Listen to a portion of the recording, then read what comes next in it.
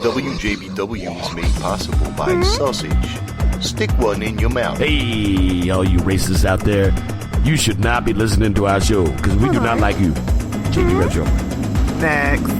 Bob Leamy is the one guy that I know that has a drill bit big enough to do a big, nice, glory hole at any truck stop he goes to. You're very silly. You know that. It's silly, man. The fastest man to woman. That's what we're going to do, yeah. Yeah. Sometimes I don't listen to some of our podcasts. That's where it's at. Yeah, I like it. Oh, you know, some people are into that. I know there's a website. Fucking asinine. Some shit like that. You gotta do the Rocky Mountain Ride. Big dick show. Boy. Everybody get the Rocky Mountain Ride.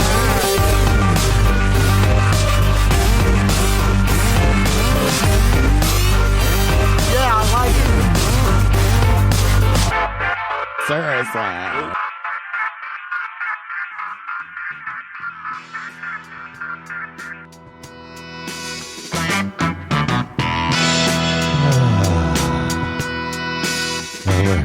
We're back. It's a JB Rev show. I'm the Reverend. It's JB. Hello. Hi, JB. Hi. What's up over there? Oh, you know, hanging out. Tuesday night. Oh, I can't hear them. A little faint. You get you clocked in. Welcome to the show. I am JB Webb. That's the Reverend. And talking with talented people. I did a show on Sunday, so me tired. What kind of show? The Tony Roman deal over there. Oh, a shit show. It was a great event. It was a great event. I did listen to a little bit of that. You did? Yeah. I did. Jack DeMarco sat in. But anyway, yeah, but I'm tired. As I just look back, I'm like, wow, I've done like 4 shows in a week. What's going on? Anyway. Yeah. That's too much. It's a lot. It's too much. Yeah. I'm actually ready for the end of season apocalypse. Are you? I really am. Well, I'm ready for the end of it. Anyway, on this show, we've still got to do this show, so welcome to it. It is not clear to everyone that we sit here and do this out of the goodness of our hearts every week, trying to help talk with talented people, promote them, and it takes a lot of legwork, too, I'll say. As far as, we both took truth serum before the show, so you're going to get a loaded double barrel from us. All through the week, I got to, follow up with people, messages, can you do this, confirm. Anyway, so it is a big, it's not just sitting here in the show for a couple hours. Everything's going on out there. You got to plan, you got to buy ads, you got to make content. Anyway, that's why I'm tired. But there you go. All right, so this show, yeah, that's right, Amalgamated Edition. We're going to talk with Noel Sanger. He's a talented guy. Local Legends session with him. He's got a lot of irons in the fire, as it were. So it'd be good to learn about that. And then 8 o'clock hour, Blind and Beyond Radio. One of the hosts, Michael Golder, will be giving us a call at 8 o'clock hour. We're going to learn about that. I mean, I couldn't imagine being blind myself. We take so much for granted. yeah. And so it'll be interesting to get that perspective without a doubt. I was going to say, too, we got 407-906-9328 open phone lines. So there is that. You can text us at that number if you got ideas. But we're going to start out with a topic that I think is interesting because it's almost more relevant today than ever. And it's conspiracy theories. Yeah. I don't know if the president actually believes in conspiracy theories or is one himself. But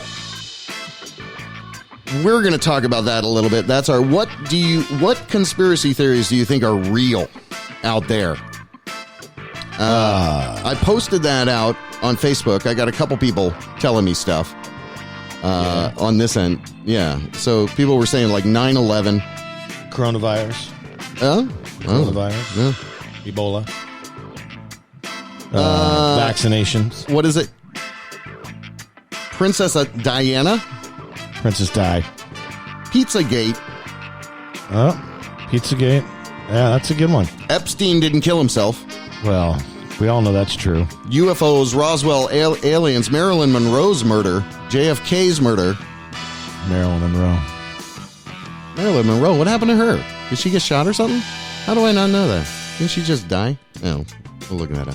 Yeah, Google that. I don't know right why now. that was. Yeah, I don't know why that was something that people thought was.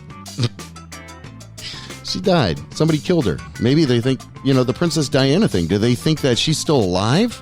That's what I don't get. No. They think that she was killed. Like intentionally run off the road. Yeah, they think that the royal family did it. Yeah. Yeah. Wow. No wonder that other guy wants to get away. Area 51, UFO, Bigfoot, Malcolm X, MLK. So there you go. Some conspiracy theories that people think are true. I don't know. There's a lot of shit out there that's probably true, but we're told it's not true. What do you think about that, Reverend? Here's what I did. I heard like some show you were on. You were talking about conspiracy theories. Yeah. Or wanting to talk about conspiracy theories. Some show I was on? Yeah. Okay. Peter's show. Okay.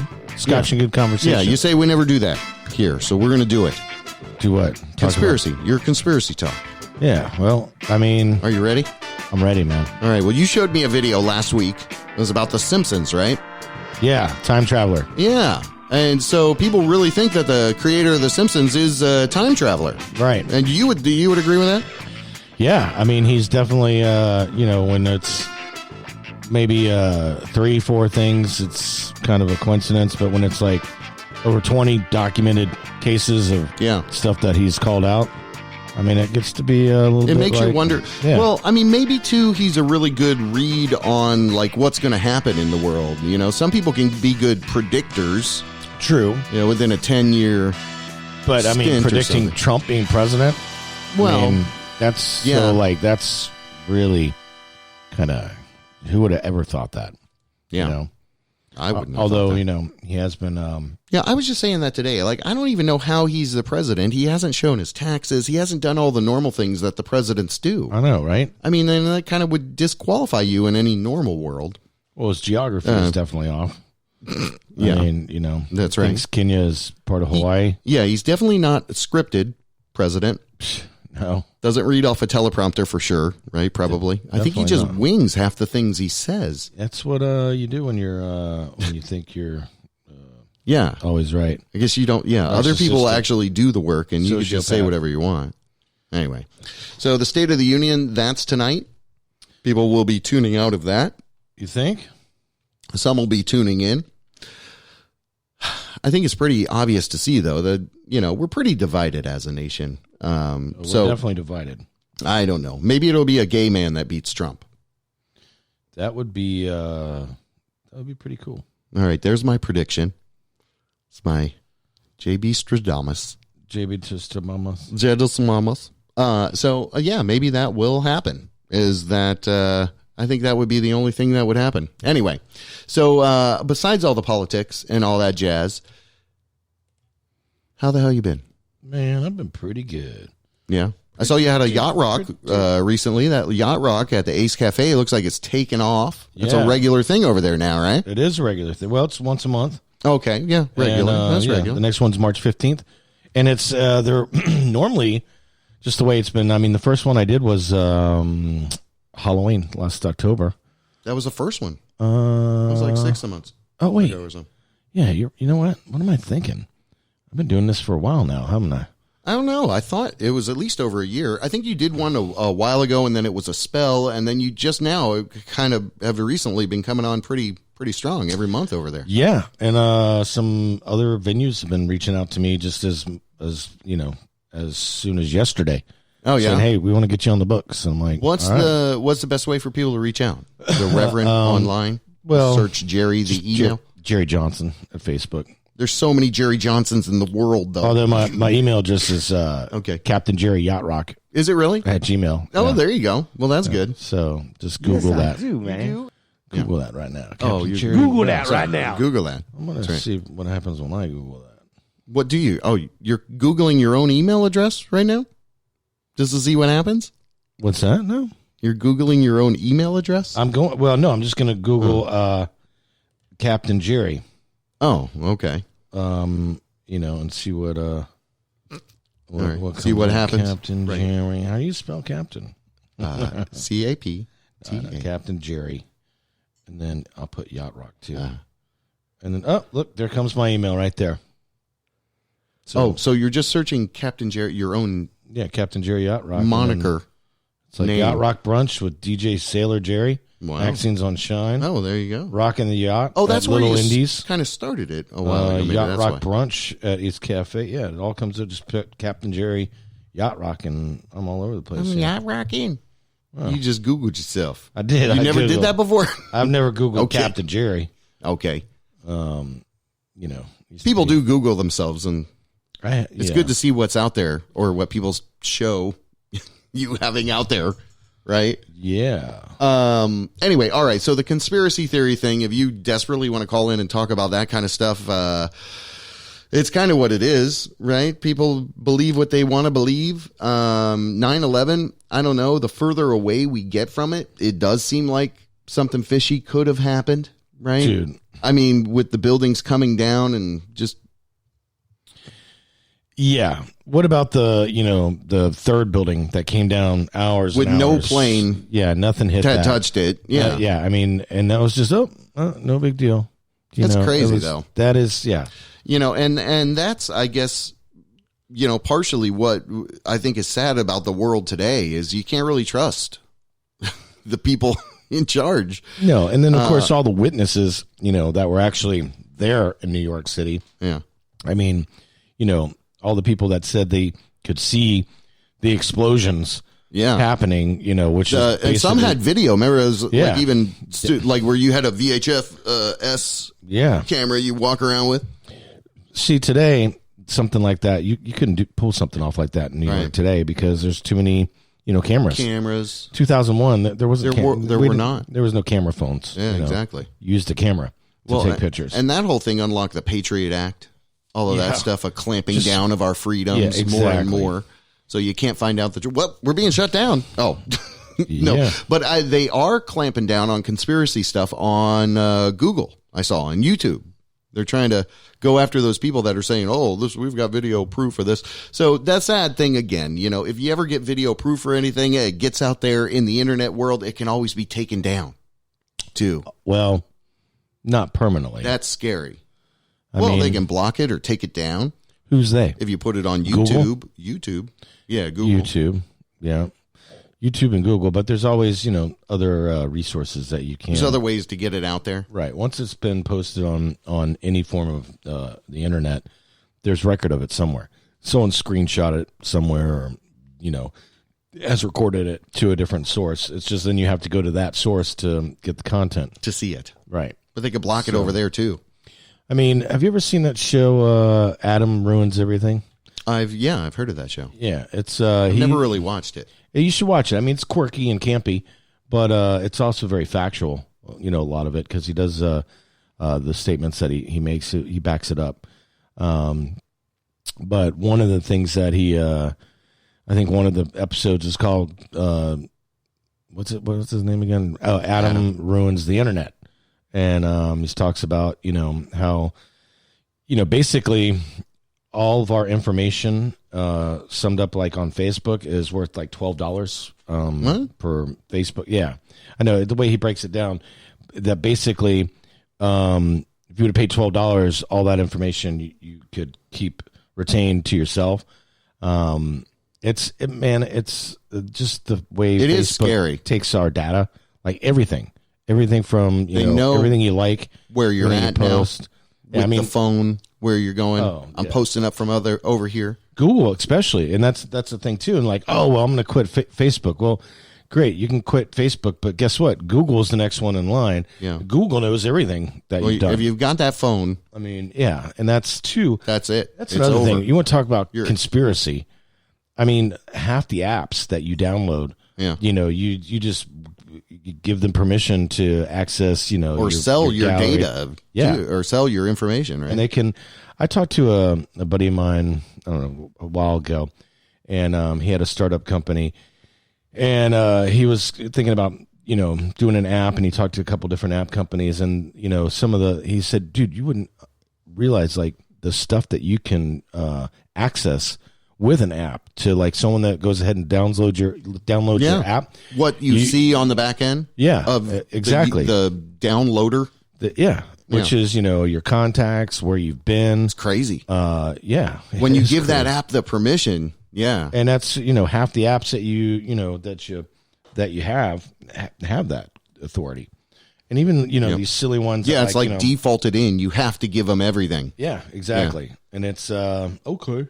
And nobody reads it. And even if you did, you're like, I kind of really do want this. So, yeah, there's a lot of shit that, well, there you go. As the world changes, you got to keep a tight circle of people you can trust, and, places that you get information you can trust. I mean, the crazy thing is, they talk about, the news and all of this, but remember when Brian Williams said like, oh yeah, I was fighting in that war or something. He said something totally false and lost his job. Yeah. This was all pre-Trump.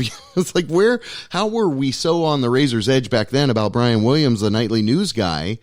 It was almost a precursor to all this fake news claims and everything. Anyway, all right. Well, let me do this. I'm going to jump over to a track. We got to prep up for a call with Noel Sanger. And let me do that now. Hold on. Let me go over here. Let's go over there. You know who I've been digging a lot lately? And I don't know if I told you that, but you ever hear of the group White Denim? White Denim. White Denim. I've heard of acid wash denim. And Wrangler. I had a pair of white denim pants, Levi white denim. Yeah. Anyway, did you work at Cheesecake Factory? It's a group called it's when I was a nurse. It was when I was candy striping. That's right. You never made it quite to nurse. A group called White Denim. They're from out west, I believe, but I've just been listening to a lot of them lately, and I really dig their sound. Anyway, here is a track called Shana La La. It is the JB Rev Show. We'll be back with a call with Noel Sanger. I look at you, Shana. You look at me, Shana. You kinda shine, What you do as you said you would. I don't believe it. I don't believe it. I don't believe it. I don't believe it.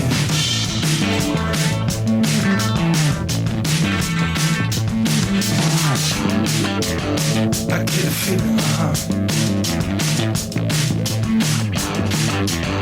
I don't want to explain.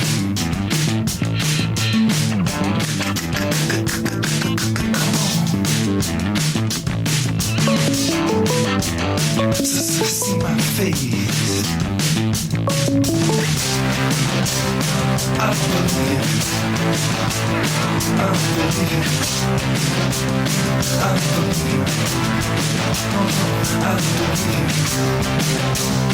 I believe it. I believe it. I believe it. I believe it.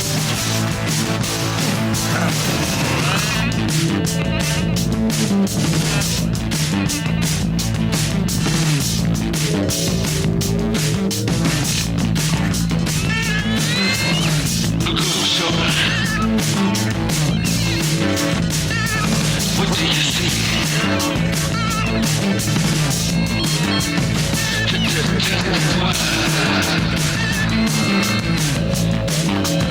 It's really happening. I believe it. I believe it. I believe it. I believe it. I believe it.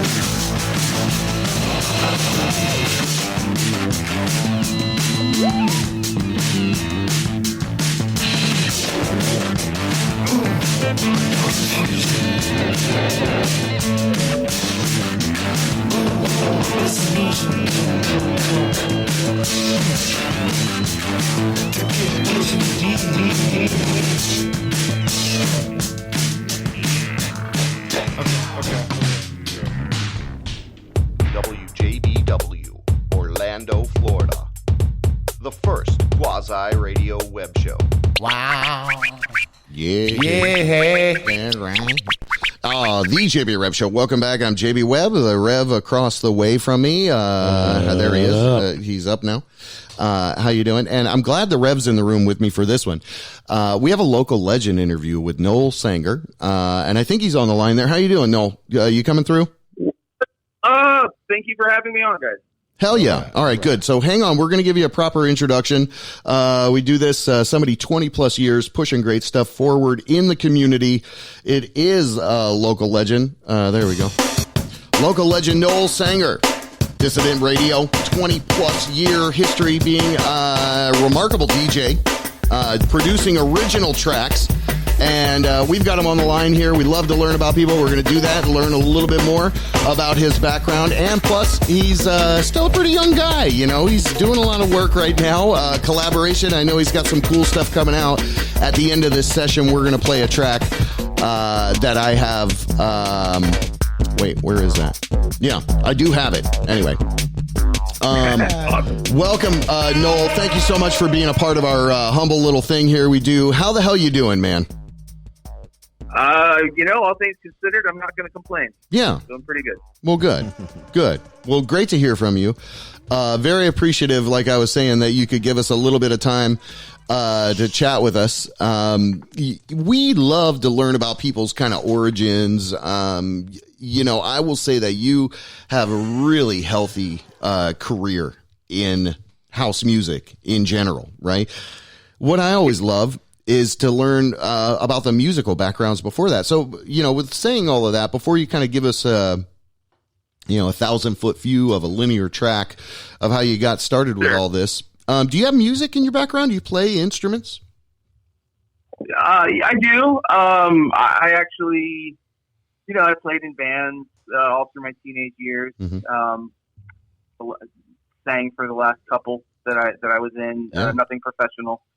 Little bit of bars here and there. I lived down around Fort Myers, growing up, and I guess somewhere around the early part of the whole like electronic music scene, the rave scene. I was working at a radio station in Naples. Okay. I had a little afternoon drive and evening gig. Cool. At a dance radio station that was non-commercial, but we sort of started hearing these new sounds that were coming through, and just took to it, and it was amazing because it was like, rather than being in a room with 4 or 5 egos, I a whole I band, could do it all myself, or work with one other guy. You know what I mean? So and then the first thing, like in the early '90s, I did some stuff. I had a guy that was a partner, Jimmy, that was a little more of the technical person at the time, but eventually I sort of had my own vision and started doing my own engineering and kind of I've got some collaborations here and there, but over the last couple of decades plus, I've just sort of been, I guess, the one man band. Yeah. Well, you've worked with some pretty big names over the years, so it's kind of cool. Here you started in radio. You kind of grew that out into a music career. Were you taking some of the DJ chops, understanding, because everything back then 20 years ago was way different. It's not as easy as it is now to make a podcast, as an example. Of course, yeah. Yeah, so some of those chops, that's all legit, and that all stays with you. So I'm sure that benefited you through your career. But I mean, I know that you have had a healthy career and some great collaborations, some stuff with LA Riots. I saw, and you work with some big names actually too. But give us an idea when you first started. Was it down there in South Florida? When you come to Orlando? Give us an idea how the whole DJ thing kind of converted after the radio gig.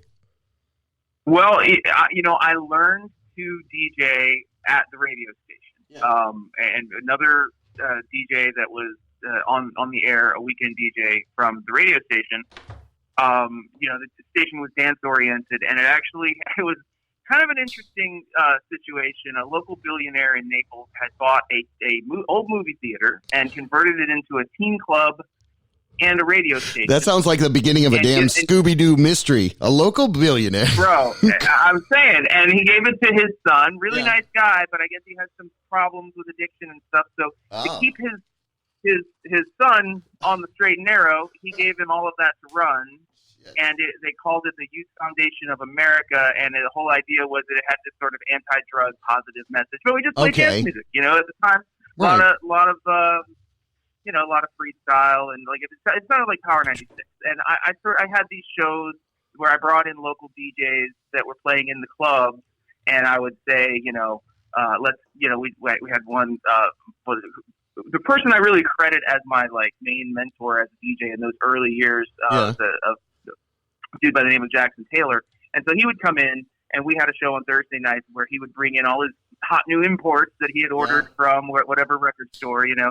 And so that was kind of the beginning of it. And then the other show that I had was an alternative show, and we were, everything from, it would be like an hour of everything from Front 242 to REM, right? Yeah. So that was kind of like, that guy, his name was Jimmy, DJ Jimmy Cochran. We ended up working together on music, and that was where the first few records came from. That's where it all kind of started. And I moved to Miami in a couple of years after that. So we're talking like late 90s. No, we're talking early 90s. I would say this November will be the 30 years anniversary of the first time I got behind a pair of 1200s. Really?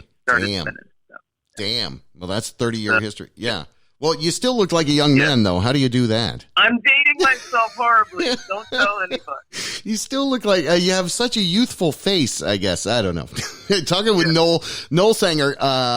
So we appreciate freshly dubbed local legend, of course. We appreciate the fact you're able to give us a little bit of time because you are a busy guy. You got a lot of shit going on. So in saying that, you started in like a very unique way into DJing, right? I think so, yeah. You have a lot of influences. Started radio. Yeah, I love that you have the goth influence, though, as well. You've got kind of that sound from the 90s, that was kind of like that Outcast sound, that 80s, 90s, people would kind of just put that to the side, the 9 Inch Nails, a Front 242, that was kind of what we listened to. Right. Well, right, and I'll tell you. Here's a funny story. If you want to, we'll go way back a little bit.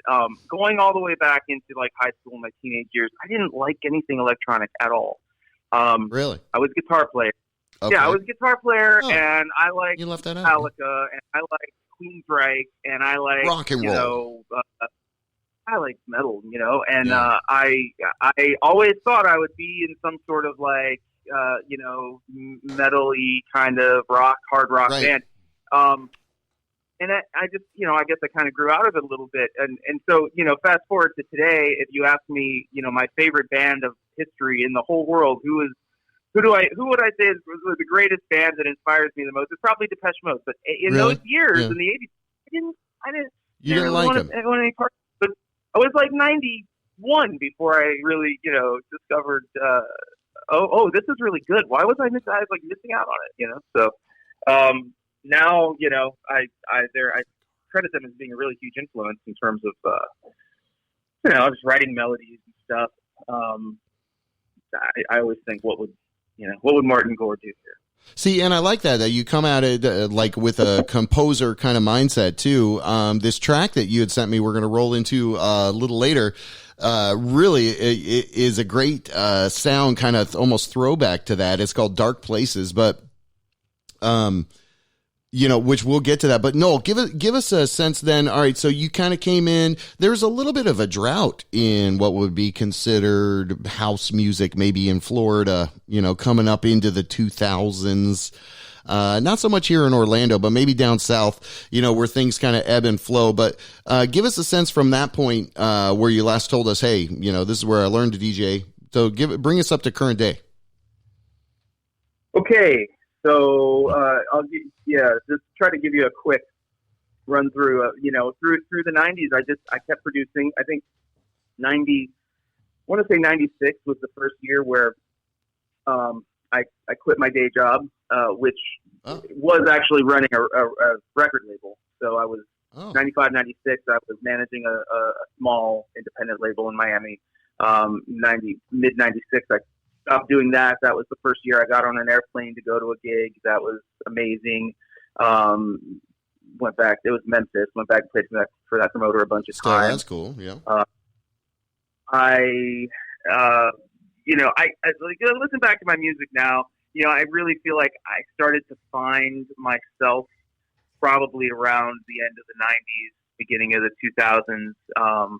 Things started getting a little slower, a little darker, and I really sort of found my musical path. But the one thing about me was that I always, I always liked vocals.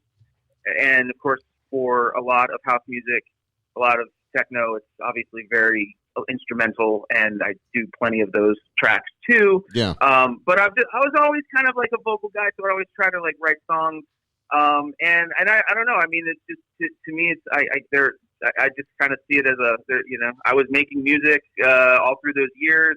Notably, for us locally here, I did have had a residency in 2001 for most of that year out at the Groove. We had a night called Ritual, the Groove, which we brought in, some pretty Anthony Papa, Parson Wilson, a bunch of pretty well-known progressive DJs, and it was a legit progressive house night.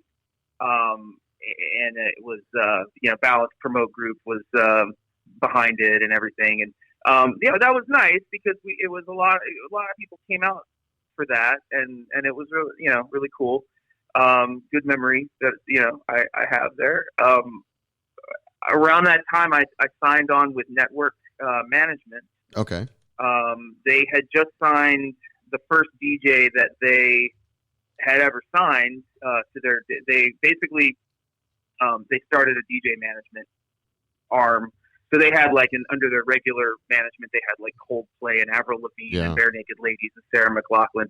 They started a DJ management. They signed Tiesto, and by some weird, strange stroke of the divine intervention, I was second. They signed Tiesto and they signed me. So really, I ended up being kind of his North American tour mate for a couple of years. Opened up all his shows anywhere, U.S. or Canada. Yeah.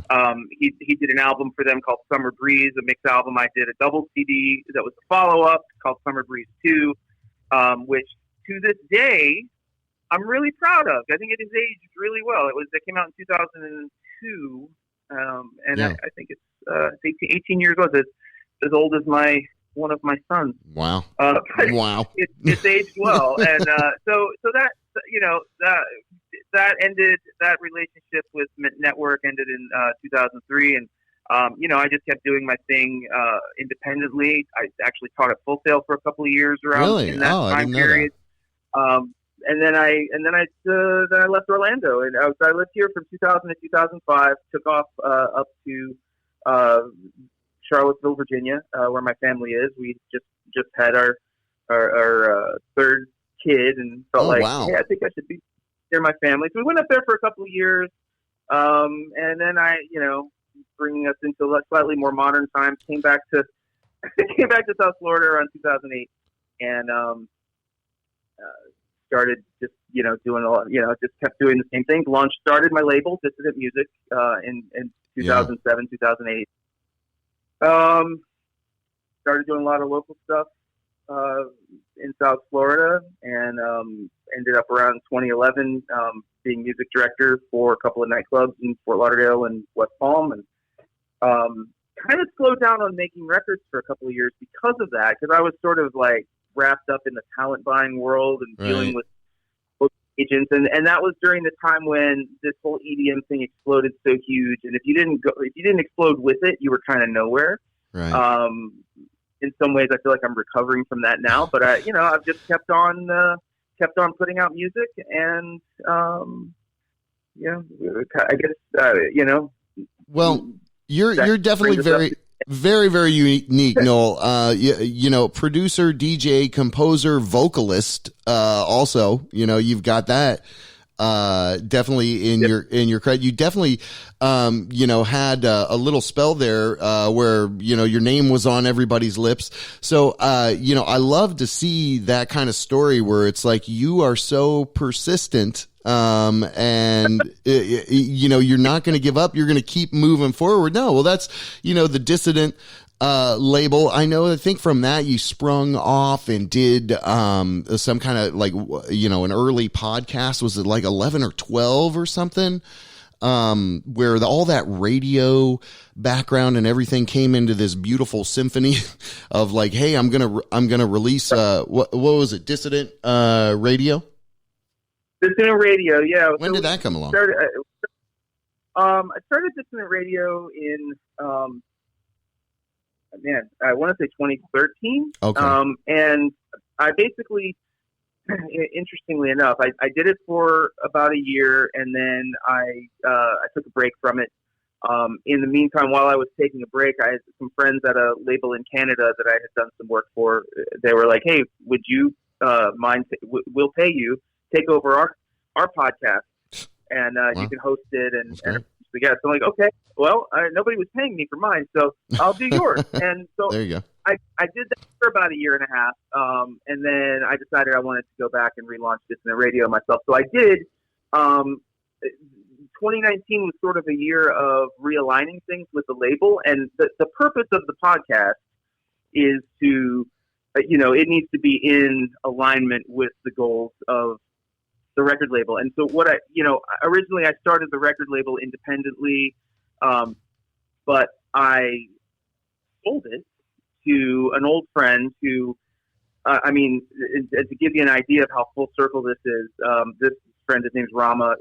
There's like one time I had my picture in Billboard magazine in 1996, and it's me and Rama.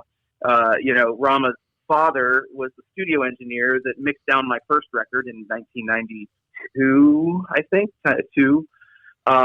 So we've known each other a really long time now. He's got this big media company, and he buys catalogs. Oh, really? So basically, it was a really perfect situation where he bought my catalog, as he does, and then, but it's not just a catalog acquisition. We are moving forward with the label. And it's really great to have sort of a team where it's not just me having to do every little thing, because what that leads to is things not getting done. Just, number one, I'm overwhelmed. You spread too thin. Yeah, you can't do it. I have artist brain. I don't, I can't. I remember everything. I was just complaining about that at the beginning of the show, Noel. So don't worry. It's totally understandable. But yeah, things do work better when you're working with a team of people. Everybody's kind of got the right, mindset and synergy, for the forward momentum. Cause that's all life really is constantly trying to go forward with something. Absolutely. Absolutely. And so you're a father. I know you can probably learn a lot from that. You kind of see some of the mistakes, in or flaws maybe in some of your kids. Sometimes if you're able to judge, be a good judge of yourself, you could really, tear yourself apart, I guess, depending on who you are. But the inner critic. Yeah, the inner critic. Yeah. But you said your kids now almost 18. Do they like this kind of house music and stuff like that? Have you turned them on to it? Well, actually, my oldest is 19. Oh, okay. Wow. And he is a producer. Really? He is a better producer than I will probably ever be in terms of his intricacy and his programming. This guy, really? It's ridiculous. Yeah, it's out of hand. Like it's completely ridiculous. So what's his name? He makes he goes under the name. His music name is Intrex. Intrex. Intrex. And he makes really okay. Intrex. Yeah, you can find him SoundCloud. SoundCloud.com/Intrex. But his stuff is it's like really intelligent glitch hop and dubstep, and a lot of symphonic elements. He's just one of those people that. He's got a field recorder, and he's like, I don't like any of my samples. Let me go to the kitchen for a couple hours and record myself hitting on pots and pans, and make my. So like he's a bit of a savant in that realm. And then my younger son is about to turn 18, and he's He's making tons of hip hop, and Really? he didn't even start. Like my oldest started when he was like 11. They wouldn't let me teach him, but this one didn't start till he was 16, and now he's got all this stuff on Spotify, and he's Really? He's blowing making up. some moves. So That's dope. I'm pretty proud of him. And Well, congrats. My youngest is 15. She's an incredible singer. Oh, really? Really just discovering her voice and her ability to. Everybody got the bug. It, so. Yeah. Everybody it's in the trickled down family, effect. man. Like, I guess. That's Yeah, great. I'm trying to convince him not to do it. Like, you want to be poor your whole life? Stop it. Stop it.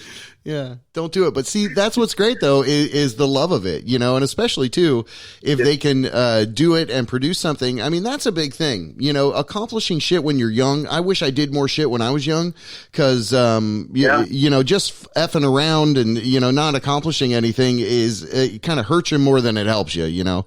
It's good to have free time, right. But yeah, it's good to have her. But we're talking with Noel Sanger. Rev, you got a question over there? No, man, I'm just totally like into this. It's like, you know. Yeah, the guy's super talented, right? I mean, you know the Rev? Yeah. Over there? We've met him. Yeah. Or we've met.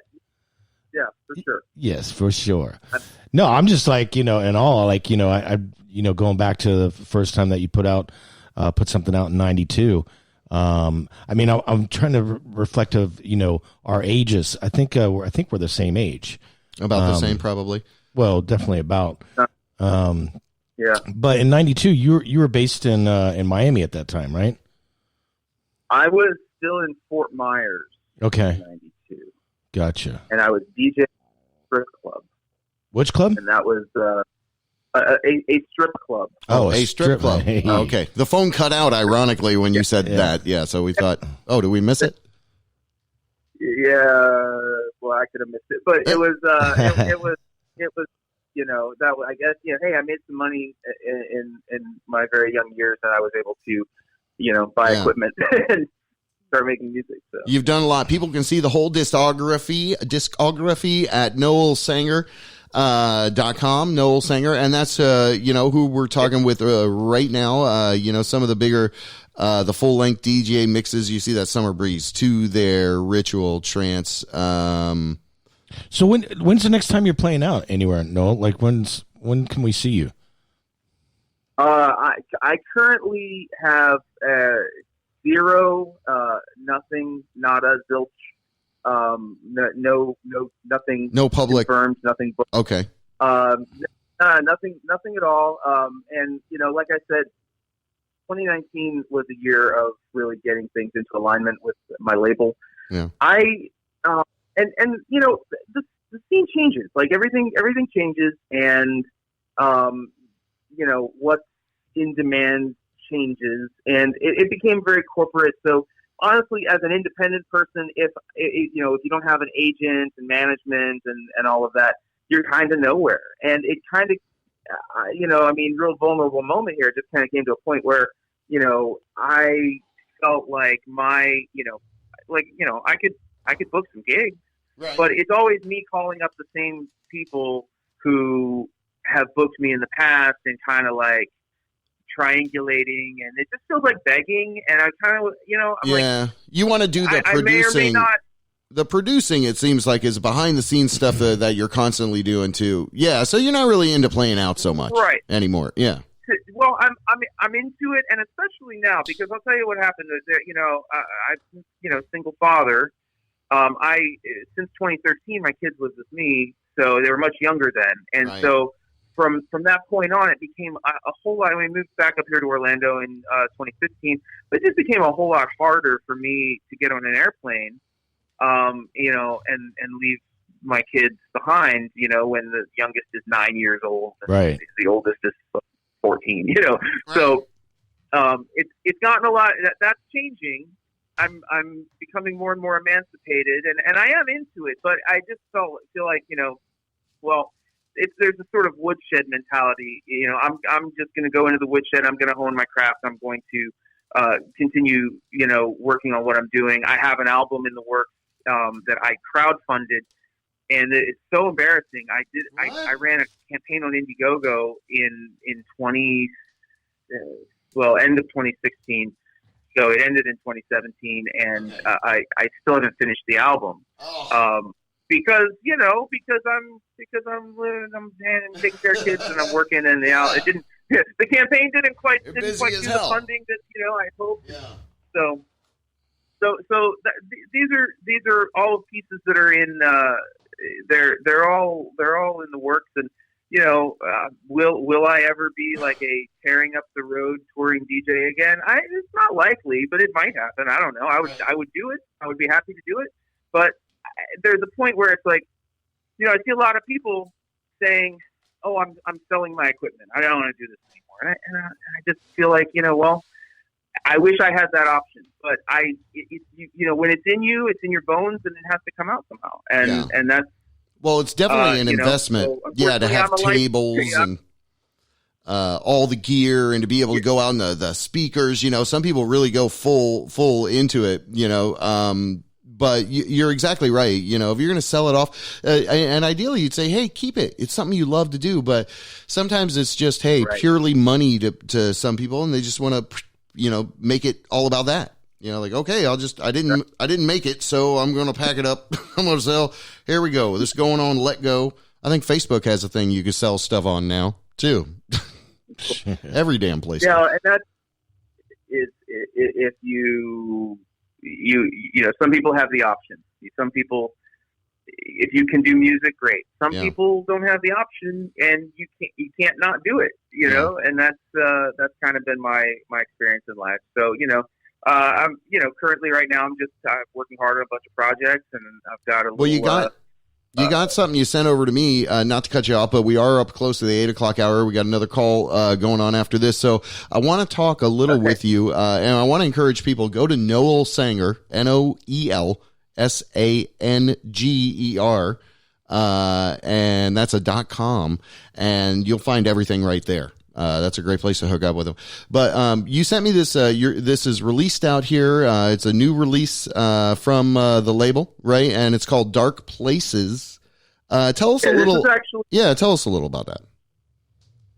Well, it's actually not on my label. On Just the Music. This is on Ride Recordings, which is a pretty big European DJ named Ron, who's a friend of mine. This is his label, and it's actually part of Black Hole, their family of labels. Oh, really? Okay. Which is a big Dutch company. So this is actually coming out on Ride through Black Hole, and it releases on the 27th. And basically, this just started out as a track that was a little collaboration between my friend Bruno and I. And he sent me some ideas over, and I sort of built the track out, and then I sent it to Mayan because he was putting together a DJ mix compilation. He said, I like it, but it needs a vocal. Can you put a vocal on it, something like this? And sent me some examples, and I said, awesome. I can do that. I can sing that. So I wrote the song and recorded the vocals and mixed it down about 1,000 different times. And in fact, the version that's on Mayan's mix compilation that came out a year ago is different from the version that's actually coming out now as a single, because I went back in December and I mixed it down again, and I paid somebody else to master it. But I'm finally happy with it, and I think the song itself is it's kind of appropriate. We lost our friend right about the time that I was writing it, and it's about struggling with depression and finding hope. And we lost our friend Bill Hamill to suicide. Wow. Right about the time that I was writing this. And so I sort of, in my heart, I sort of dedicated it to him. It's not an official dedication or anything like that, but I feel you. It's sort of, it's sort of, carries some poignancy, in that area. Yeah, no doubt. Well, we're going to roll into this track. Noel, hang on the line. You're listening to the JB Rev Show. We'll be right back. There it is.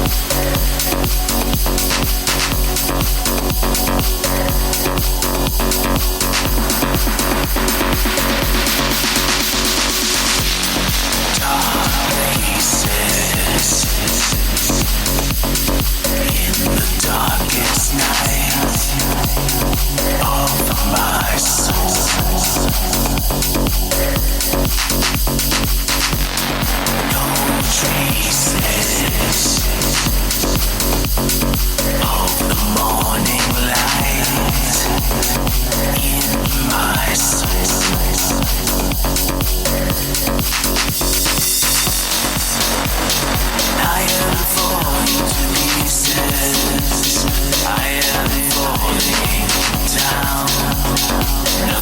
left no song to sing.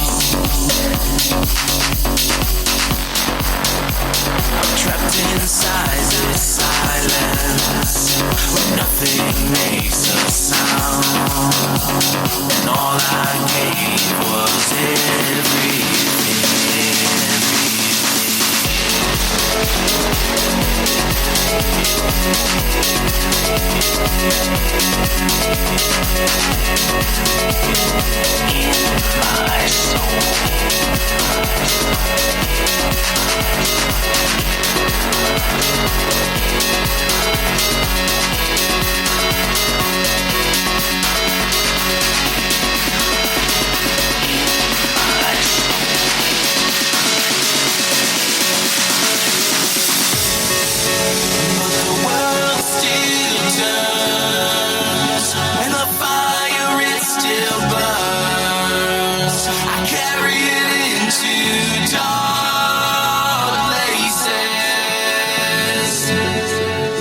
In my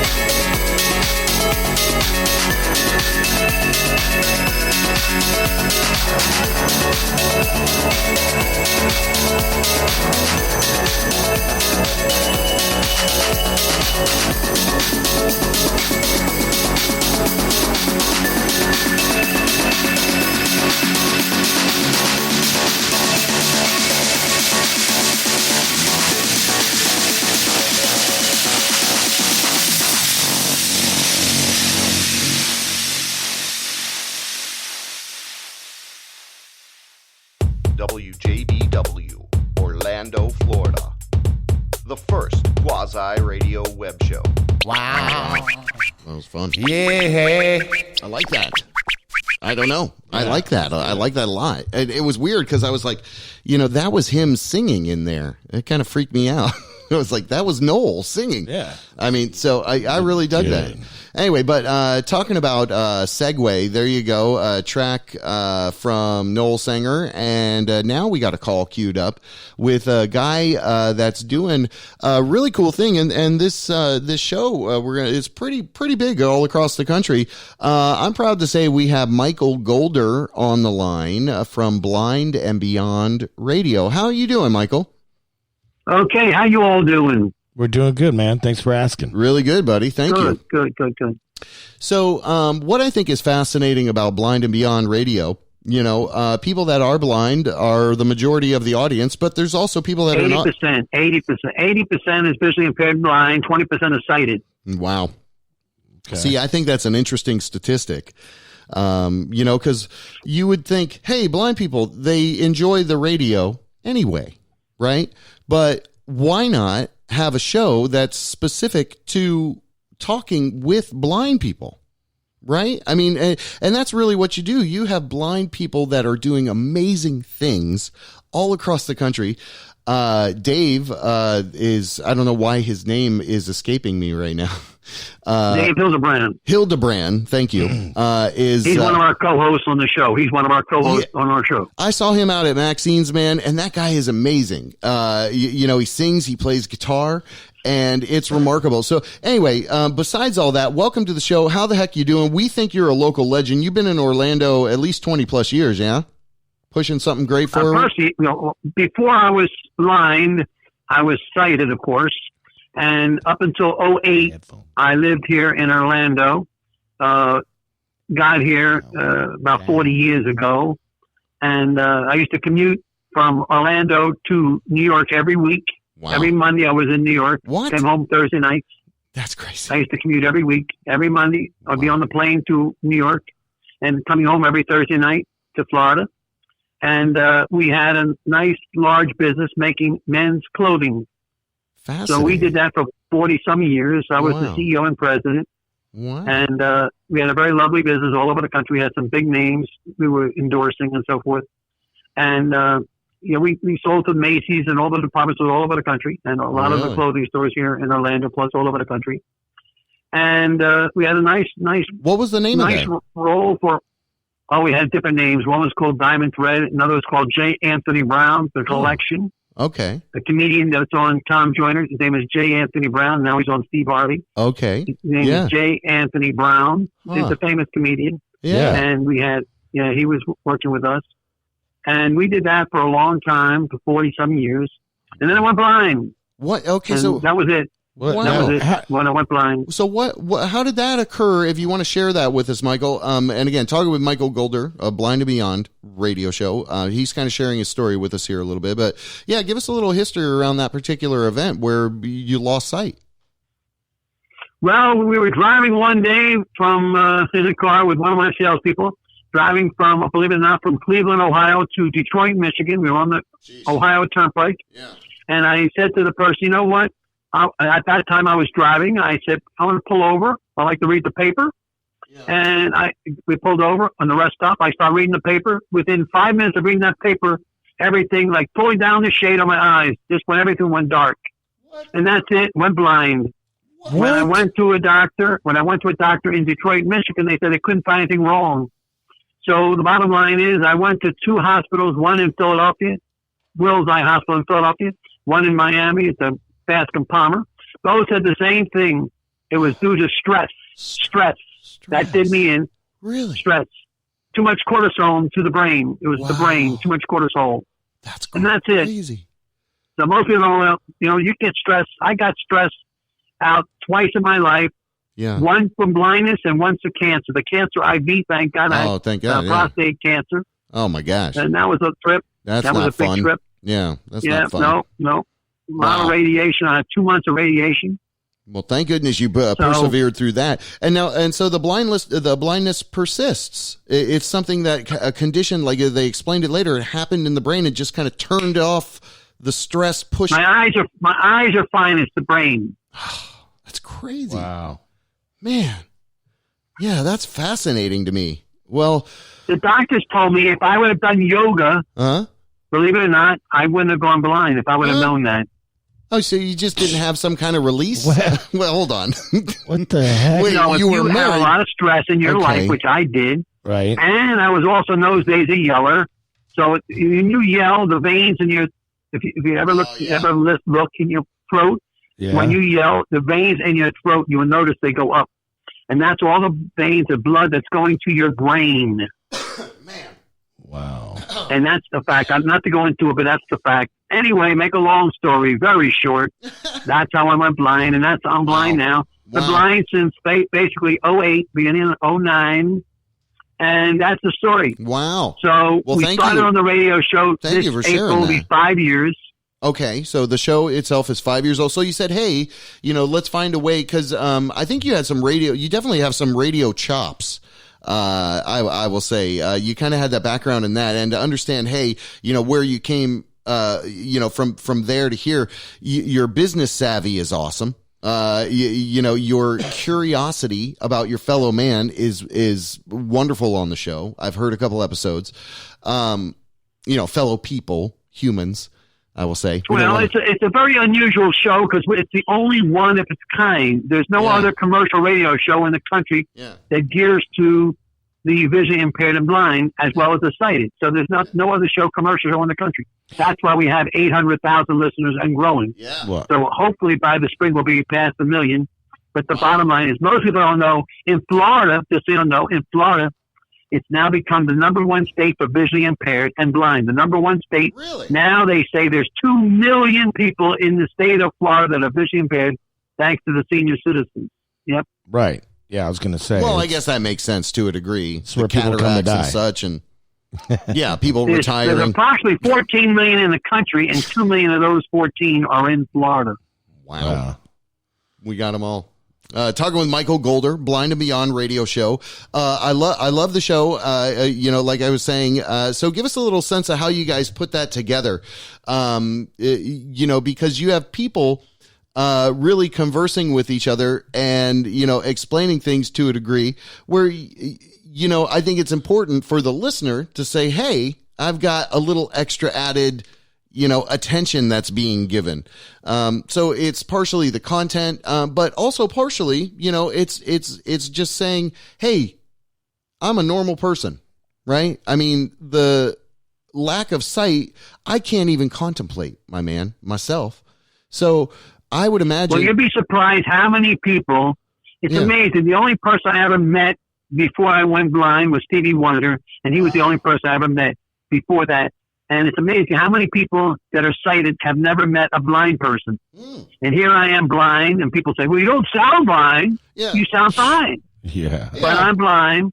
And the point that I'm saying, we have a radio show that every week is a different format. Every week is different. Yeah. People call in all over the country. I should say all over the world. People call in. So we're on the radio. You can hear us here on 1680 every Sunday night, 7 to 9. Every Sunday night here in Orlando. Locally. 1680 AM. Locally. That's great. Yeah. But you can hear us all over the country. If you don't have a radio, you can hear us on Alexa, the famous little girl, Alexa. Right. If you have a computer. Yep. Yeah. The voice command. The bottom line is you can hear us all different ways. If you go to our website, the website is Blind and Beyond radioshow.org, O-R-G, Blind and Beyond radioshow.org. .org. There you go. .org. Thank you, Michael. So what I love to point out too is that technology has come so far where, you know, I said the word voice commands or voice activated stuff. You know, you have a lot going for you versus 100 years ago, right? So how has technology helped in some of these regards? Well, let's put it this way. If it was 100 years ago, I wouldn't have a job because the bottom line is when I first got a job, I went to a company called CBS Sports Radio in Orlando. Okay. And the gentleman who owned the station hired me on the spot. Okay. Because of my sales ability. And he said to me, you know, I'd like to hire you. So I said, you realize I'm blind. His exact words were, I don't care if you can't see. I care if you can talk. Can you talk? That's the question. Right. So I said, well, I can talk. So to make a long story short, he hired me on the spot. Yeah. And I became the best salesman CBS Sports hired. I wouldn't doubt it. And I was there for quite a few years. And we had a great thing going. And then one day he said to me, you know what? There was a situation. And he said to me, you know, I got 3 o'clock open. I said, that's exactly what I want. I want to be able to tell the world, because most people don't know about blind people, vision impaired people. They don't know about it. I like to tell them about it. And that's how it all started. And that's what became. From there, we went from 1 station, 2 stations, we went all over the country. That's fucking great. That's wonderful. I mean, no, it really is. What a remarkable trajectory too, because identifying with somebody you know that's different than you is the very purpose of life. You know, not saying, "Hey, I'm better," but identifying and the empathy and understanding. I mean, for me, you know, again, as I even look around this room, I can't even imagine losing this ability. You know, you almost think, hey, I'd rather lose something else, you know, if you had to choose. So, I mean, I have big respect, you know, for blind, deaf, and other folks that have things going on, you know, that are a little bit of something in the way, for their forward momentum. So I'm so honored to hear that you, perpetually are going forward with this idea. So I love the CBS guy said, hey, come on, talk about it. You got on a 3:00 hour, and kind of spoke about it, and the show kind of grew from that, right? Oh yeah. We started in sports and therefore we went to non-sports. But the show is a talk show about everything, but we don't talk about religion and we don't talk about politics. Those are the only two things we don't talk about. So people love the show because it's, we call it more kitchen folk talk. Basically, it's people that are talking about different subjects. So whether they're sighted or blind, they call in, we talk, we give out some great prizes. In August, we gave out a cruise for 2 people to go on a cruise. We gave a free cruise. So every Sunday night we give out a lot of free stuff. We play music and we tell who's singing this song. Tell me who's singing. You get a nice $10 gift card from Subway or Sunny's Barbecue. You got to identify. We give a nice to Outback. We very interactive. Prices. Yeah, and I love that. Well, so people call in. We have people calling in from Australia. There are people calling all over. A lot of people from Canada call in. Really? And they say, "Oh, I know who that is. That's Ray Charles, or it's whoever may be singing." Mm-hmm. So every week there's somebody singing different. Nice. So, Michael, do you do yoga now? Nah. No. That's a good one. As they say, the horse left the barn. There's no point in me doing yoga now. It's not going to help me. Uh-huh. Are you still a yeller? Are you less stressed out, though, maybe? No, because the radio show got... Yeah. Let me put it this way to you. The radio show is getting bigger and bigger, and it's more stressful now because the bottom line is as the show becomes bigger, it becomes more time consuming because we have so many advertisers that want my time. Yeah. Right. And there's so many things to do. You say, well, you're on the radio only 2 hours a week. Yeah, but the show goes very quick, very fast. Yeah, and there's a lot of things doing on the show. A lot of prep work. I agree. A lot of prep work. Yep. I was just complaining about that at the beginning of the show. Anyway, you're wonderful. A lot of prep work. You're wonderful. We do appreciate your time without question. And talking with Michael Golder, you got a couple more minutes for us? You got any other kind of antiquatical stories or anything you've run into? Well, I got a question for Michael. So what do you do to relax? What do you do for fun? Well, believe it or not, I like sports. Okay. But here's the problem on that. It becomes very stressful if your team is losing. Yeah. Or if it's like, I'm from Philadelphia, so I like the Philadelphia Eagles. So believe it or not, I couldn't listen because it becomes very stressful. So the point is, no, I'm serious now because I know. The more stressful I am, the doctors say it affects my eyes. No. So the point, the more stressful I am, where I was used to seeing shadows, now I can't. Now I can't see shadows anymore because of the stress I've had the last month or so, thanks to the Philadelphia Eagles. So the point I'm saying is, it depends on what you're doing. I guess I could do some yoga. Man, you really that might help me. Thinking about it, I guess I could. Yeah, but I used to be in the record business before I was in the clothing business. I used to be in the record business. Yeah. So I love music. Yeah. So I'm not stressed out listening to music. Yeah, that's a good point. Yeah, because you still have. If anybody likes oldies, we play a lot of oldies on the show. A lot of oldies. Yeah. So a lot of doo-wop. No hobbies or anything that I'm just trying to. No hobby. No hobbies. Maybe you should get yourself a hobby or something. Something to. I would like to hear him relax. DJ. Maybe just go and do a DJ set. I love that the music calms you down. No, I'm serious. I love that. Believe it or not, I had a show on Sundays that lasted 5 hours on a radio station here in Orlando. A long time, yeah. And I played oldies for 5 hours every Sunday. But when I did it, I did it not just playing oldies.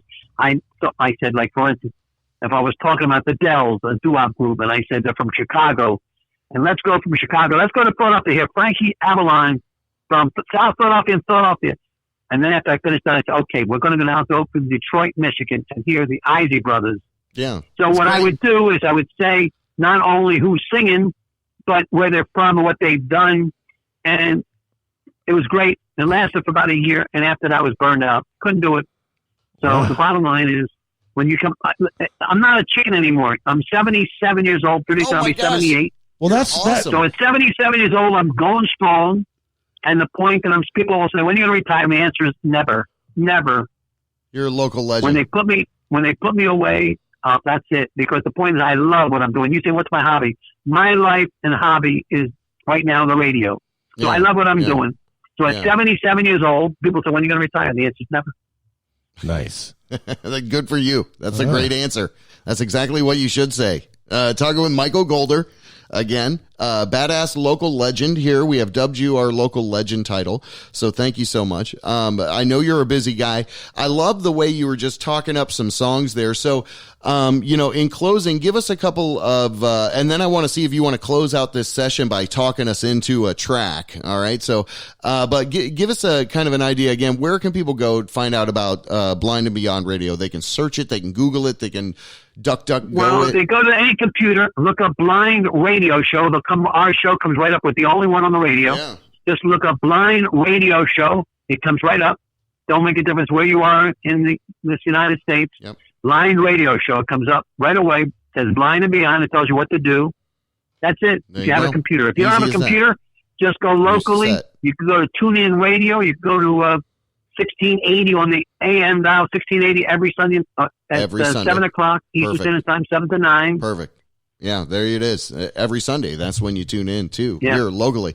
Plus, you can stream it online. Anyway, Michael, you are a great guy. Definitely fascinating. And again, we're very grateful for the time, man. Before, I want to see if you want to, close with anything, but I got a track queued up here from these local Orlando guys, and they're called the Woolly Bushmen. And man, do they have a sound that would harken back to, some of the music that you would play. So in saying that, the Woolly Bushmen is their name. Do you want to, in closing, talk us into this track called The Routine from the Woolly Bushmen? The name of the group is called Woolly? The Woolly Bushmen. The Woolly Bushmen. E to the early, Woolly, Woolly. Here comes the Woolly Boys. Here they come. The Woolly Boys. It's called Woolly Band. Is that what they're called? Woolly Band? Yeah, the Woolly Bushmen. The Woolly Bush Band. The Woolly Bush Band. The Woolly Bush Band. There you go. Let's rock. Come on now. Let's sing the song because we don't have long. Let's go. Yeah. Hey. Let's go. Hey, way up here in the stratosphere, we got Amalgamated Lounge. Let's go. Let's move it. Come on now. Sing the song.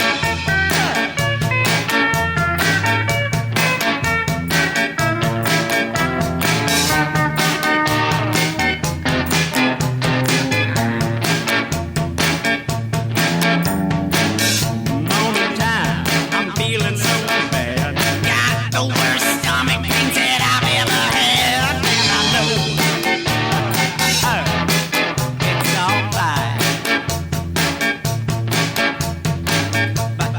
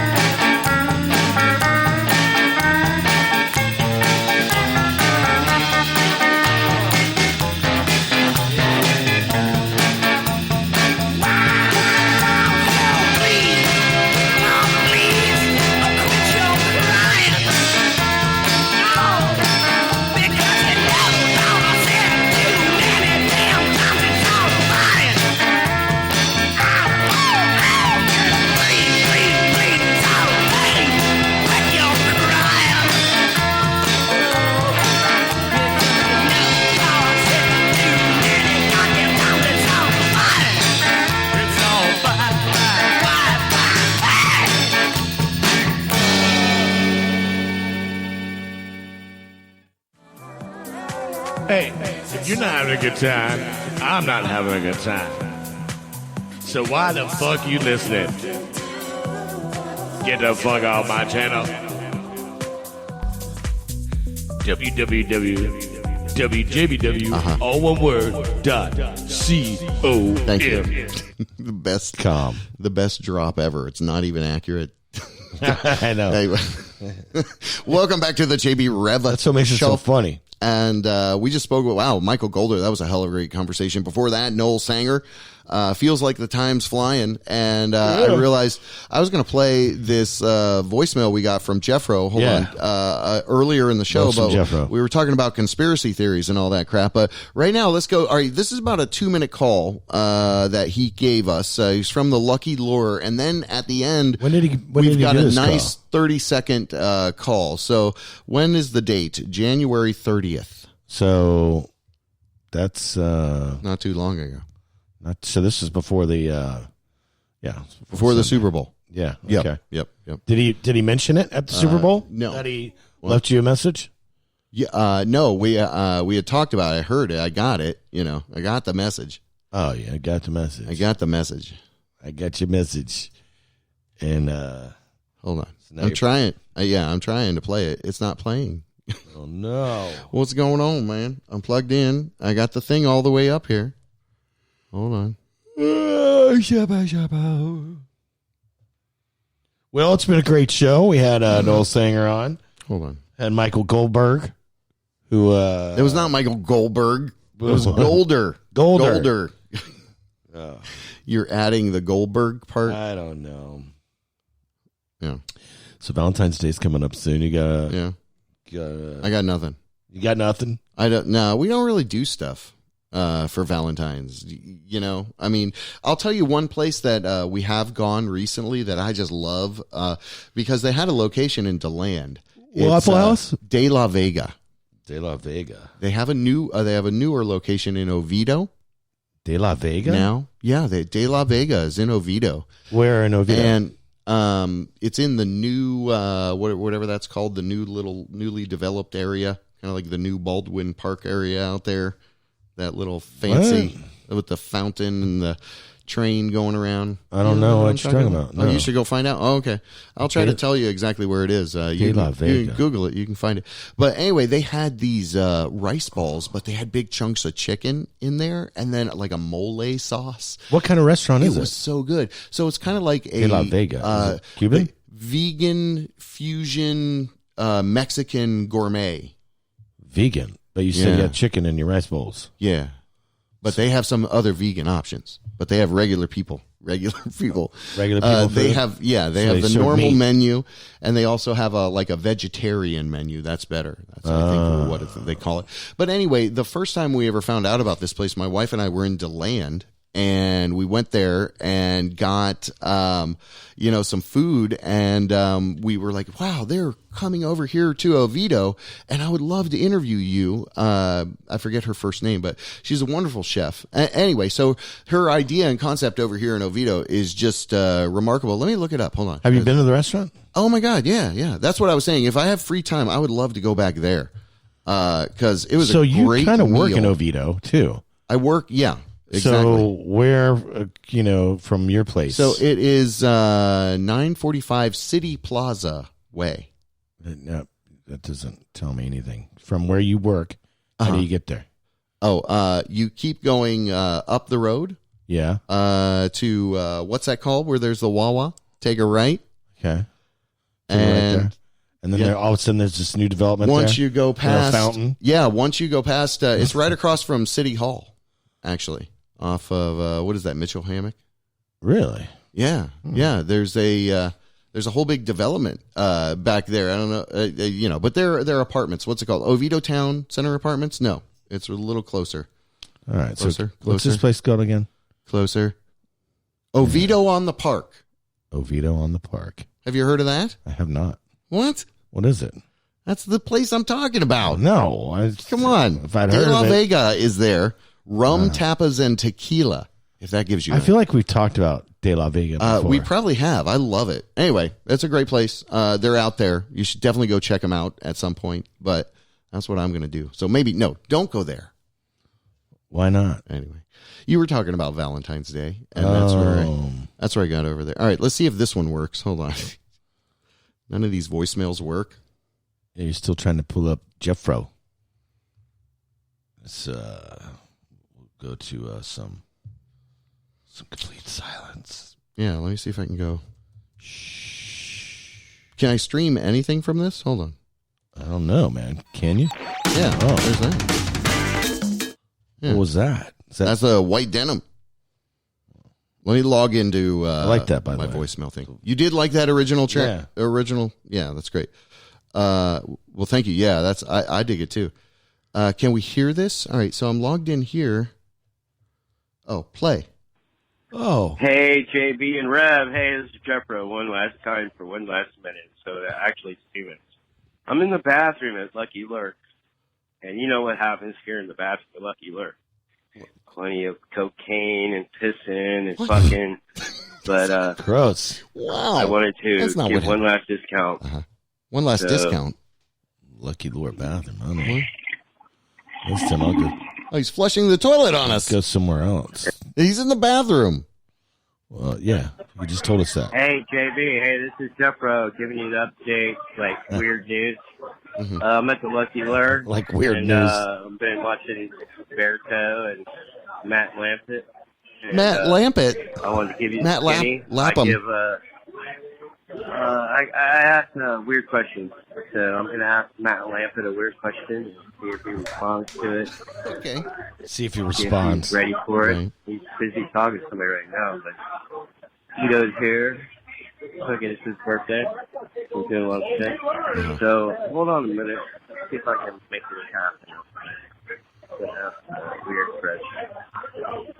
And see if it works out. What is he doing? He's Hold on walking one around. second. Okay. Yeah, who's he talking to? I think he's trying to ask Matt Lapham And Brett. Hey, Brett, what's up? I'm gonna talk a weird question. We're dissecting it now. So I'm like trying to work this out. It's kind of funny doing this live. He's all over the place. It's kind of funny because it's live. Set a minute in between. Now that they're on set break. Hey, Matt, I'm trying to ask you. I want to ask you a question. Yes. What if there was no Lucy in the Sky with diamonds? What if it was Lucy in the Subway with daffodils? Or what if it was? What if he couldn't cut down the mountain with the side of his hand? What if it was all drugs? Or wait, hold on. What? I'm with Davey Repton. I'm What? asking a question. He's representing our show out there. What is happening? Okay. What if he didn't kiss the guy? What if he kissed the guy? Okay. Well, actually, that was the original joke. Was let people like kiss this guy because he used to make fun of Noel Redding. He had this band named Fat Mattress. He used to open up for him as a kid. And Noel Redding only got kicked from the band because he had cool hair and he really sucked on bass, and that's why he missed half the sessions because he played bass and all that cool shit. Thank you. Matt, I think that's Matt. Right? There you go. That was definitely that Matt. was Matt Lampert. I don't know what his name is. But, Matt Lampert. doing crazy shit, man. It was Berto and Matt Lampert down at the house. Okay. And that was my minute. Right. Thank you. Thank you, KG and Jethro. Who just called in? That's awesome. Who called in? We got Jack calling in. Hold on. Okay, so there we're at the end of the Jeffro voice message. That's awesome. Well, he's going out there and having fun and talking with people and sending us voicemails. So thank you, Jeffro, from reporting live from Lucky Lure in the past. Yeah. Much thanks. I think right now I got Jack DeMarco on the line. Jack, are you in? Hello. Yo, how you doing, buddy? You can hear me? Okay, good. How are you tonight? I'm good. Welcome. I'm well. How are you? We're doing pretty good, man. Fantastic. Hey, so you're in the perfect time here. We got a little bit of this. And now, With Jack DeMarco. badly. With Jack DeMarco. Now twice the Jack DeMarco. All right, there he is. What the hell? How you doing, buddy? Thank you. Breaking news badly. Our Jack DeMarco. Hi, Jack. What you got for us this week? Hello. How you doing, buddy? I just saw Hello. you a couple days ago, actually. Thanks for the live, that was a live good time. broadcast. Yeah, that was fun. That was a good time. Thank you for having me. Yes, sir. It was a blast. Lots of fun. It was a good game. Turned out to be a good game at the end. Yes. When the rev, anytime the rev is out, you're awesome to sitting in. So appreciate that. And you're always awesome on the news, too. So let's focus on a couple stories. We'll let you off easy this week because you did double duty. Yeah. And I got a few stories out there. You do? So okay. Right here in our own town our state, I should say, of Florida, but Santa Rosa County, Florida. Oh. Two highway Rosa. Patrol officers arrested two men suspected of drug trafficking after troopers pulled them over and found drugs in a bag labeled "bag full of drugs." These dudes, and they have a picture of it, and it was out there on the FHP I saw that actually recently. Facebook page. Bag full of They drugs. literally had Stupid. like a zipper bag that says bag full of drugs on it, and they had GHB, cocaine, MDMA, fentanyl. They had it all. Really, it was guys, literally a big bag of drugs. Yeah, literally hiding in plain big sight. Bag of drugs. Right. Yeah, hiding in plain sight, but not so well because clearly it was a big bag of drugs. So, yes, in Israel, some divers discovered an abandoned underwater strip club. Oh, actually, I have that story too. Hold on. What? Divers discover an abandoned underwater strip club from Buznik. Yes. Buznik.com. Yes, fantastic. What? Well, yes, Buznik.com. That's exactly the article that I have pulled up, JB. That is wonderful. Oh. By Chris Stuber a day ago. So some divers off the coast of Israel were scuba diving, and they found this crazy, restaurant. Yeah, crazy underwater. So apparently, the story of it is the restaurant. It was actually designed to be a restaurant underwater. Yeah. So, okay. And then, they just turned it into a strip club. Failed, okay. Yeah. And then they turned it into a strip club. Gotta pay the rent, the underwater. Where is yeah, this? and then apparently the strip. It's not a landlord; it's a water lord. Yeah, you pay your rent to the water lord. Yeah, no, it was off the coast of Israel. Some people tried this underwater restaurant where everything was closed in. You were sitting underwater. You had stairs that went from land down into this restaurant. And then I guess the restaurant didn't really do so well, so they turned it into a strip club, which didn't do so well, so it was abandoned and I guess forgot about. And recently some divers, came across it while they were diving, and the inside of the strip club is still it's all watertight, everything is sealed in still, and the inside of the club is still in some, pristine condition apparently. Well, wow. They should. Now they're drawing attention to that property. And on the outside, it does look crazy from the article. Anyway, all right, good. Yeah, a little bit, right? Yeah. So, do you guys remember it was the Brookfield Zoo out of San Antonio, Texas? That was, you went on their website, you can pay them $5 to name a cockroach after your ex. Oh, yeah. You talk, on Valentine's Day. Okay. Yeah, I remember that. So, apparently, they've upped the ante. So, as well as Cry Me a Cockroach event, which, like I said, allowed the visitors to pay website $5. Now you can pay $25 for a rat, which would be fed to, mostly the snakes that are in the zoo. So they have upped the ante for Valentine's Day. So now just, forget the $5. Now it's $25 for a rat. For a rat. But that's kind of it's sadistic. It's like you name the rat somebody you hate and feed it to a snake. Sure. Maybe people need that kind of catharsis. Yeah. Maybe for some people, maybe they need that some kind of release, right? Yeah. And in the process of getting some release from whatever kind of thing they have going on, they're helping a zoo fund another years of protecting animals and helping animals. Yeah. Well, that's a good point. Those are all right. Some good stories there. I got one for you here. Okay. It is the headline: Tesla is now worth more than Ford and GM combined. This is from January of 2020. ArsTechnica.com is the article, but it's really the price point for those Teslas. They're saying, even though the other competitors have quantity, they have a high price point that gives them.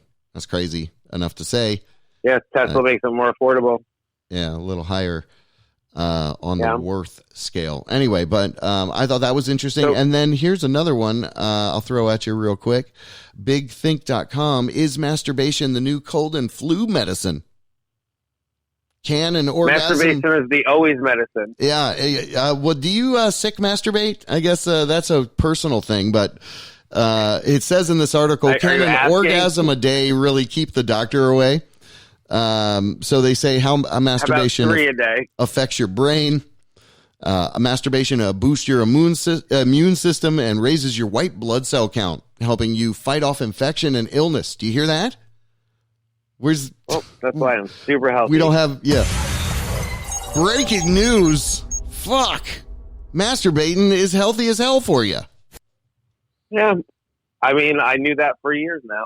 Okay. Well, there you go. BigThing.com. Speaking of, he's jerking off right now. Right? Yeah. Hold on. Yeah. I'm jerking off right now while we're doing this. Japanese, another story that I brought to you in the past. You remember the Japanese billionaire? I'm going to not say his name, but he was looking to make a reality show that could meet a woman to go to space with on the Elon Musk SpaceX. Mm-hmm. He's backing out of that reality show. He's not digging the fact that he's about to meet the love of his life on a reality show to go to the moon with. Well, that's good.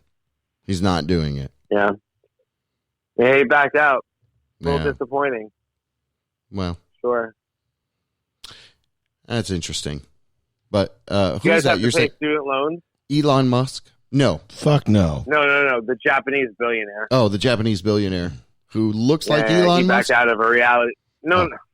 He was gonna, pay for him and a woman he met on a reality show to go to the moon together on Elon Musk SpaceX, first mission and to the moon, and that was going to be the basis of the reality show. But so he backed out of. We talked about it once before. Okay. Now he backed out of it. Yeah, now he was like, I'm not really. What's sure this guy's that name? for me. Japanese guy. Japanese billionaire Yasamako Mongomoko. Wow, you got it like that. Yeah, I got it. I butchered it terribly. Pretty close. All right, so pretty not close, but yeah, close enough. All right. If you Googled Japanese billionaire, Google that Elon right Musk, now. I'm sure that story would come up right away. Okay, so let's see. For sure. An Ohio couple out of Ohio received 55,000 identical letters at the same time due to a glitch in the system of a student loan company. Mm-hmm. So yeah, Dan Kane of Twinsburg, Ohio, received 55,000 letters all at one time. For what? Containing his statement for the student loan for his wife that they've taken out for his daughter. Yeah, a glitch in the system erroneously sent 55,000 letters to the one guy. To one guy and his wife. Yeah. Like, wow. Yeah, like a couple took out a student loan for their kids, and then one day in the mail, got like $55,000 letters, 55,000 letters. In I would one be day so angry on the same statement. So angry, right? If you had such a monumental waste of paper, and that 55,000. I mean, that's I'm sure a lot. after you opened the second one, you were like, "This is fucking ridiculous." But that's crazy, man. I'm sure. But yeah, they weren't all delivered in the same stroke, were they? Like, here's a big box of letters. I mean, from the article, that's what it makes it out to be. That they were all sent on the same day, so they all arrived on the same day. That's what it makes it out to be. All right. Well, at the same time, an Ohio couple received 55,000 identical letters at the same time due to a glitch in the system of a student loan company.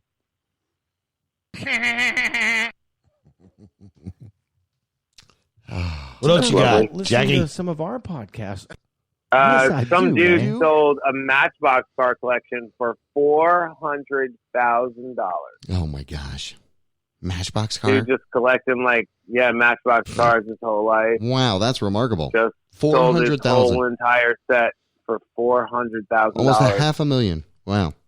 Almost $500,000 on just collecting, rare Matchbox cars that he's had. Yeah, I like it. All right. So those are good. Yeah. Those are good. Those are good stories. Thanks. Thank you, Jack. Thank you, Jack. You got any more? I got a couple more. Well, let's talk about. I mean, well, they're not as exciting. Let's as the talk other about ones, something. But, Your Lounge Diggers is back on. Iron Cow Fat Tuesday. That's the 25th, right? Yeah, Fat Tuesday, February 25th. That's some news right there. That's some awesome news. Yeah. We talked a little bit about that on Sunday, so I'm looking forward to playing some music again Great with to my see buddy Johnny. Jake. Yeah, great to see Johnny back behind doing what he does. Back out on the Orlando scene. That's on the great. piano. Yeah. Yep, I'm excited to be part of that. Well, good. All right. So I just wanted to do a little breakaway, a little Iron segue Cow there. Fat Tuesday. That's right. It'd be wonderful. All right, we so can make big things happen with that. What else you got? Some dude in Europe is going to make about $166,000 American money, which is about 150,000 euros, by making a Rubik's Cube version of the Mona Lisa. Oh, so he just, cool. dials in some Rubik's Cubes, and then, this guy, I don't know if you've ever seen him before, he is known for his Rubik's Cubes of the Atari, holy shit, Space Invaders. He does, Space Invaders Rubik's Cubes impressions around. He's that's what he's famous for. So now he did this Mona Lisa. Yeah, that's pretty. And pretty interesting. And on the back end of that, someone also not this artist, but a different artist did a Rubik's Cube Kobe Bryant portrait fairly recently, just after Kobe's helicopter crashed, last week, which the Simpsons predicted in 2007, I believe. That's good you brought that up. Simpsons did an episode where Kobe Bryant's helicopter crashed.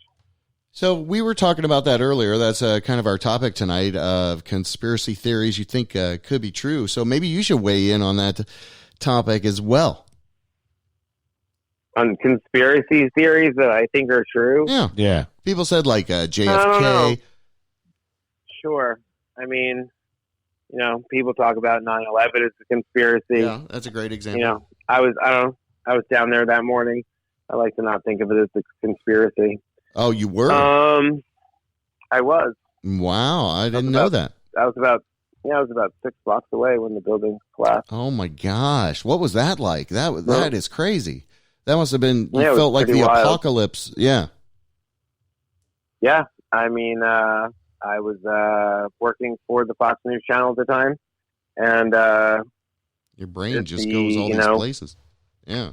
I was on my way into work, and I walked into work, and the first plane had hit the building, and the second plane had hit the building, and so I went down to cover it. And on the way down, I got stuck in the subway. We exited the subway about 6 blocks. Informed a whole bunch of people on the subway. Me and another coworker, her name was Nico. Her and I informed a whole bunch of people that what happened. We got off the subway. I didn't know that. Yeah, man. I didn't know. Why have you never told me that story before? Let him finish. Keep going, What? Jack. Keep going. Yeah. So Nico and I get off the subway, and we're walking towards the towers, which had been hit by planes. You could see it was terrifying. We're about 6 blocks away. We started to lose our signals for our cell phones because the towers had cell phone signals. So we went into a local business. We called work. We told them what the situation was, and we're like, we'll get back in touch when we can. We started, doing our jobs and going closer. And as we were coming out of this building on a side street that we'd called work with, the South Tower fell, which was the second tower that was hit, but the South Tower fell first. And you could just see the smoke coming up the side streets. It was crazy. People running. It was chaos. I was working. It was terrifying, and then we started to continue to make our way back down towards the towers. And I remember, I'll never forget seeing someone jump out of that building because, it was on fire, and thinking to myself, man, I would do the same thing. Instead of burn to death, I would rather jump. I just remember thinking that, man, that will never escape my brain, that thought. And, Yeah, man. And then, about 6 blocks away, man, the North Tower fell, and I turned around and ran like everybody else. It was pretty terrifying. It was quite... Damn, dude. It was quite the moment in my life, man, for sure. That was a good story. Wow, that was a good story, man. Thank you. So, yeah. I never knew that happened. happened. That's a conspiracy theory. Or, I don't talk about it too much. It's pretty upsetting. And we'll always stick with me. So, yeah, you're on the ground. It does not, seem like a... Well, I mean, they're... I read all of it and how the buildings cannot collapse like that. Right. And, Right. I always just go back to like the way my heart was, and like I could never, I'll never accept that as a conspiracy theory. So what You'd about have to give some serious definitive proof. Now JFK, man. Yeah. Well, wait, Jack. What about that third building? Yeah. That collapsed. The building 7. Yeah. I know building 7 out of nowhere collapsed. I know the arguments that are made in defense, like sometimes they seem fairly plausible. This is a good time for a planned demolition. But you read stories of like all these amazing things of people who like, missed a train and this and that and the other thing and like survived that. Like, as a New Yorker who was there, like I want to believe that was not a setup, maybe for my own psyche. Right. You know what I mean? Right. Well, you like were maybe in it. if I could just like retain a little bit of my own psyche to like truly believe that that's not a setup, like because that would be devastating. That'd be a horrible truth revealed to the world. Yeah, it would be a horrible truth, man. It would be a horrible truth revealed to the world. Like with JFK, man, there's no way he was shot from that. Like you're a great Lee Harvey Oswald. Harvey must have been a great shot. Sure, he was a Marine, but like, and they've tried to reenact that, but like, I don't know what the conspiracy theory is. There are many of them out there, but if I had to believe in one conspiracy theory, if I had to say it, I would say that something happened with JFK, and it was definitely not Lee Harvey. Oh, okay. I don't know who it was. I don't know if it was the mafia. Something dirty, yeah, or obviously. if it was the CIA, or if it was the CIA somehow like linked with the mafia. Something wasn't right. And, and JFK's assassination was, more than Lee Harvey. There you go. I'm going to go on record and say we would say that 9/11 was all right. Was real. Yeah. Well, that's a good story. Well, thank you so much for that. In closing, with breaking news badly again, we know we can see you guys coming up before the end of the month. But anything in closing, my man? I mean, that was pretty deep and dark. I think I'm going to close with that. There you go. That's a good answer. That's good. Close. That's a good answer right there. All right. Thank you guys for letting me tell that story. Thank you, brother. We're going to bust away over to a track. Actually, before I do that, let's do our sponsor crawl. We're going to get everything out. The Reverend, where are you going to be? Anywhere recently coming up? Just Kush on Friday night. And then my next Yacht Rock brunch is March 15th. St. Patty's Day weekend. Where's that at? East Cafe. Downtown Orlando. There you go. East Cafe. WJBWnetworks.com. Thank everybody that does what we do. Bye, everybody. Thank you, guys. Thank you, guys. Thank you, Jack DeMarco. Breaking news badly. Okay. Peace. Love you, brothers. All right. I'll be in touch. Love you, buddy. All right. That's a great guy. Appreciate you, man. Yeah. It is the JB Rev Show. We'll be back next week with something. We have yet to determine what's happening. Should we take next week off? Well, yeah, sure. Well, what do you think about doing the broadcast from the Iron Cow on the 25th? Do that. Sure. I've already asked Matthew Scott, so maybe we'll do that. Well, maybe we'll take next week off, take a bye week, and then do a live show from Iron Cow on the 25th. What day is that? Fat Tuesday? February 25th, Fat Tuesday. Gonna try that? All right. All in. All right, here's our sponsors. We'll roll out a couple tracks, see you on the next thing we do. All right, I'm out. We want to thank PocasHottest.com, ShannonHoltArt.com, OrangeBlossomBrewing.com, EtoileBoutique.com, BadassSandwiches.com, Infotainment.com, Kush Ultra Lounge, Dank Orlando City Smoke Shop, Orlando Art Army, Iron Cafe, Iron Cow Cafe, thank you, Kathmandu Winter Park, GroundingRoots.com, EarTheater.usdjs.com, Nora's Wine Cigars.com, LittleIndies.org, and RemixRecordShop.com. Thank you so much. Season 10 of the JB Rev Show keeps rocking. That's how we do it. You local businesses are awesome. Thank you.